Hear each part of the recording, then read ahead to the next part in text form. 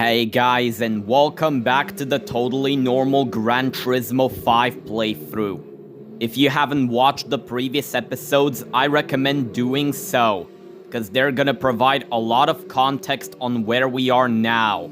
Anyways, I welcome you back to the world of Gran Turismo 5. Now, as I said in the last episode, we'll worry about the rest of the licenses later. Given that I don't have the prize card that I need yet, and because a promise is a promise, let's go do that right now.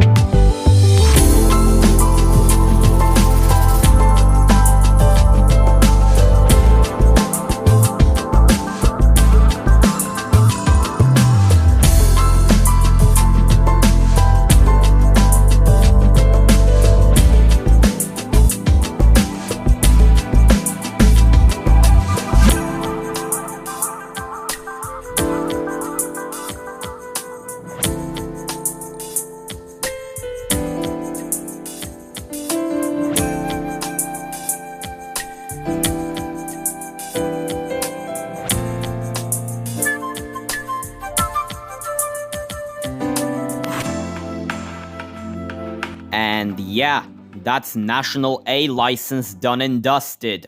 So I successfully completed the National A license. Now you can enter more races and prepare yourself for the next challenge. No! And got a prize card which I won't reveal yet. But just know it's a surprise card that will help us later. Anyways, it's time to buy another Lamborghini so I can beat Lamborghini exclusive. Except this time I'm gonna go for the Murcielago. And the best part is that I don't even need to make it look like cheese, cause the game already did that for me. And with that, it looks like we're all set to go. And before I forget...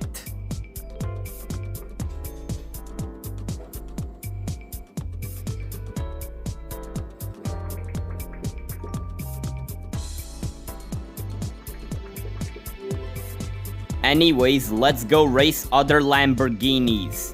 But the thing is, I didn't apply any race tires because I didn't want the race to be extremely easy. And because my bank account is completely empty after buying that Murcielago. The first and the only race is at Rome Circuit. So let's see how I do. And so the race started. First corner and I immediately overtook 3 opponents, and that includes the green Countach which somehow escaped my garage. Then on the next corner I lost time due to me drifting, which allowed the Miura P400 to overtake me, but then I overtook it back. And also overtook the Countach in question while I was at it. The braking zone came around and I managed to successfully catch up to the Gallardo. And then I overtook it. And now the only thing standing between me and first place is this other green Murcielago, which I was unfortunately unable to catch up to by the end of the first lap. But that's okay, as I still managed to catch up to it on this braking zone. And so I overtook it, but due to me drifting, the Murcielago overtook me back. The next braking zone came around and I managed to successfully overtake the Murcielago. And even though it tried to overtake me on the straight, I successfully managed to out-accelerate it and prevent that from happening. Also a bit off topic, but sometimes I really wish that the sound effects in GT5 were not this fucking quiet. To the point of it having to be twice as loud as other games just for it to be hearable. But anyways, it looks like the cheese Lamborghini takes the victory, just like last time. And I've earned 24,000 credits for the said win. And yeah, that's Lamborghini exclusive. Anyways, let's see what we get as a prize car for winning this event.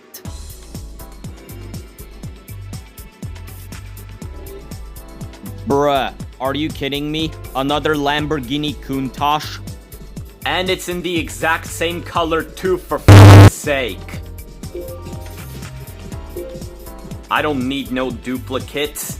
And while we are on the topic, let's go beat Supercar Nostalgia Cup using the Countach I bought back in episode 10. Before I forget.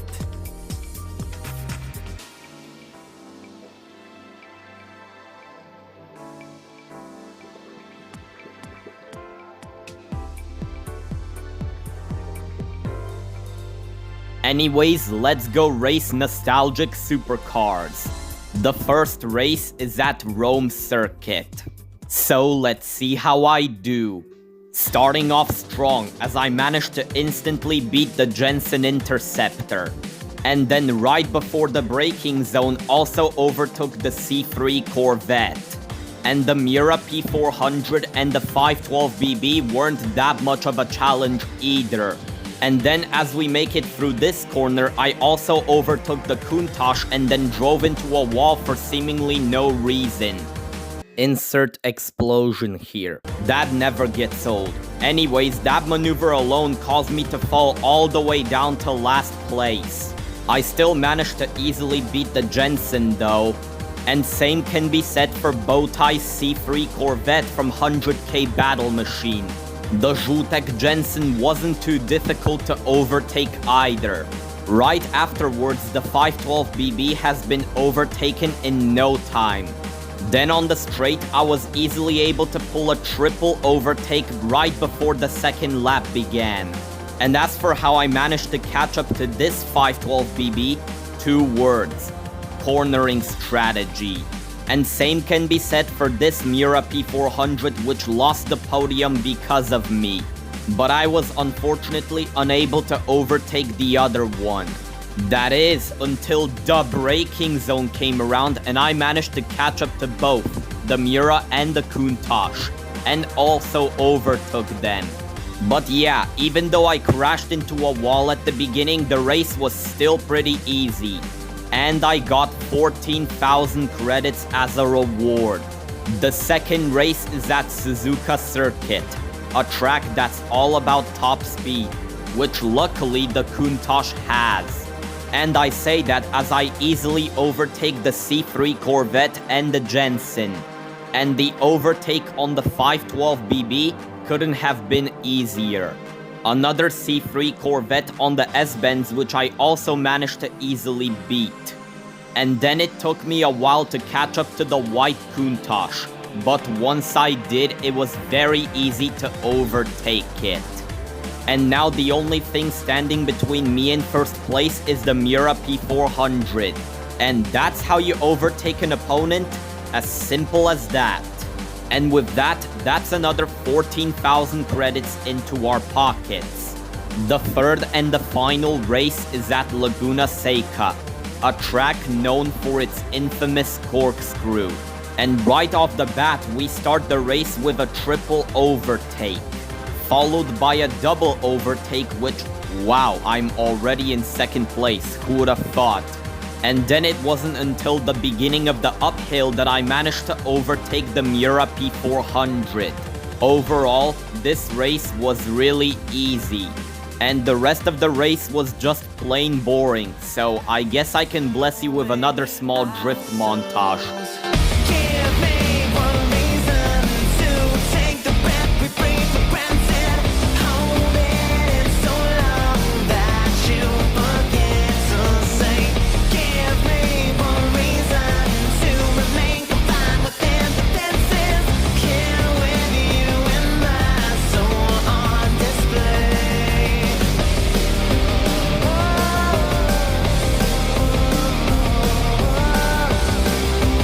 But anyways, I just cruised to the finish line and won the race. And earned my well-deserved 14,000 credits. And yeah, That's Supercar Nostalgia Cup. And now let's see what we get as a prize car for winning this event and for completing the entire amateur series. A Dome 0 and a level 9 class ticket. I mean, I don't really have a use for the Dome 0, so hopefully the level 9 class ticket is gonna be better.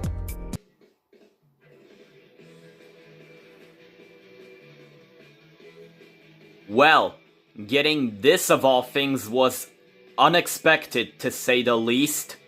We now have a car to use for Schwarzwald League B.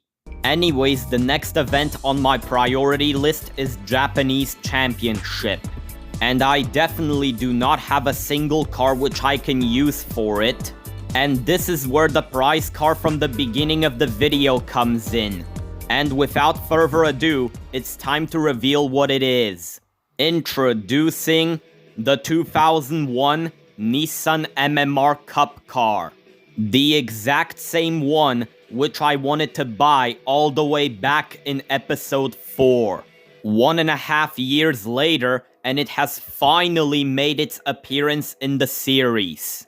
And so, after buying a few upgrades for it, and adjusting the racing transmission a bit, it is ready to take on the championship. The first race is at Tsukuba Circuit. So let's see how I do. The first corner came around and I managed to easily beat the Toyota Aristo. And the white NSX wasn't that difficult to overtake either. And same goes for the other two NSXs that were right in front of it. Now, despite the 300ZX actually having quite a bit of a gap, I actually managed to catch up to it on this corner, and then overtake it. As for the Evo, even though it gave me a big challenge of trying to catch up to it, I still managed to catch up to it halfway through the second lap. However, it wasn't quite enough for me to overtake yet. And the final corner of the track wasn't helping me either. But that's okay, as I still managed to catch up to and overtake the Evo on the very next corner. The race may be 10 laps, but there's no way anyone's actually gonna catch up to me, right? Wrong, as the white NSX actually managed to catch up to me on the 5th lap. And given how fast the NSX is, I might as well just call it Hyper in disguise. And if you're wondering, this really did continue all the way till the last lap. But despite his best efforts, Hyper in disguise wasn't enough to stop me from taking first place and earning 32,000 credits. And if you're wondering, these are the opponents I'm going up against. This may have been easy, but the second race at Fuji Speedway F was a lot more challenging. And we head off as I'm getting overtaken by the Celica that was right behind me. Yeah, the MMR Cup car's acceleration is not the best, but it does have good brakes and handling to make up for it. And that allowed me to make up for all the time I lost on the straight. Hyper in disguise stood no chance against me on this corner, and neither did any of the two NSXs in front of it, as I overtook all three of them by the end of this corner. And after getting out-accelerated by the 300ZX, I managed to actually catch back up to it on this braking zone, and to overtake it alongside the white Evo. Now, I know it's been a while since I said this, but everything was going great until we got to the straight, as the Evo managed to catch back up to me alongside the 300ZX and the two NSXs right behind them. And to add insult to the injury, the 300ZX overtook me back alongside the red NSX. But the corners that are up ahead allowed me to overtake them and build a bit of a gap over them, as despite everything that happened, the 300ZX still managed to hold off everybody. But as you can probably guess by now, this didn't last very long. Well, here comes the red NSX. And so it manages to catch back up to me by the end of the straight. And if I wanted to build a gap over it, I knew exactly that I needed to pull out my inner terrain and cut some corners of the track, which did work to some extent. But unfortunately, the red NSX managed to catch back up anyways on the straight. And I knew that I was gonna be even more screwed as I could see Hyper in Disguise break free of the cock block. And so the same process of building a gap continued on the 4th lap. Except now I have 2 NSXs to deal with. And as people who played this game before already know, cock blocking 2 cars is never easy. And so I tried to punt Hyper in Disguise off the track, but from all of my experience, that strategy never works. Then this corner came around where I used some clean racing to my advantage to pull off from Hyper in Disguise. And now all I have to do is hold off the 2 NSXs till the end of the race. And thanks to me cutting this corner, I was able to actually make it to the finish line before the NSXs even caught up to me. Never before have I been so proud to win a race in this series. And the fact that I also reached level 24 while I was at it boosted my ego even more. Alright, after that I definitely need an easier race. And that is what the 3rd race at Grand Valley Speedway offered me. The first corner came around and I beat the Aristo like usual. And the MMR's good handling really starts to show as I easily beat Hyper in Disguise. And the other NSXs were also easy to beat. Another braking zone means another overtake.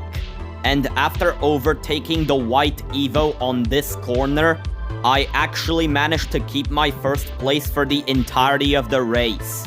Although the red NSX ended my race.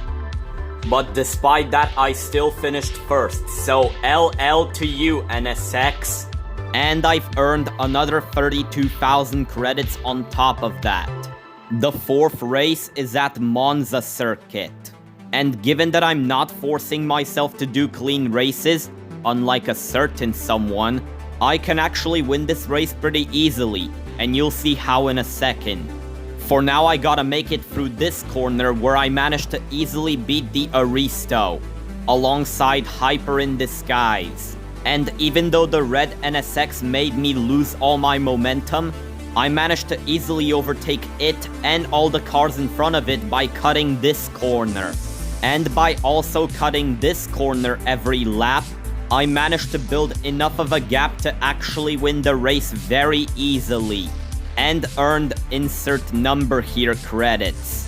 The 5th and final race is at Suzuka Circuit. A track that's all about top speed, blah blah blah, which the MMR Cup car doesn't really have. That still didn't stop me from instantly overtaking the Aristo and Hyper in Disguise.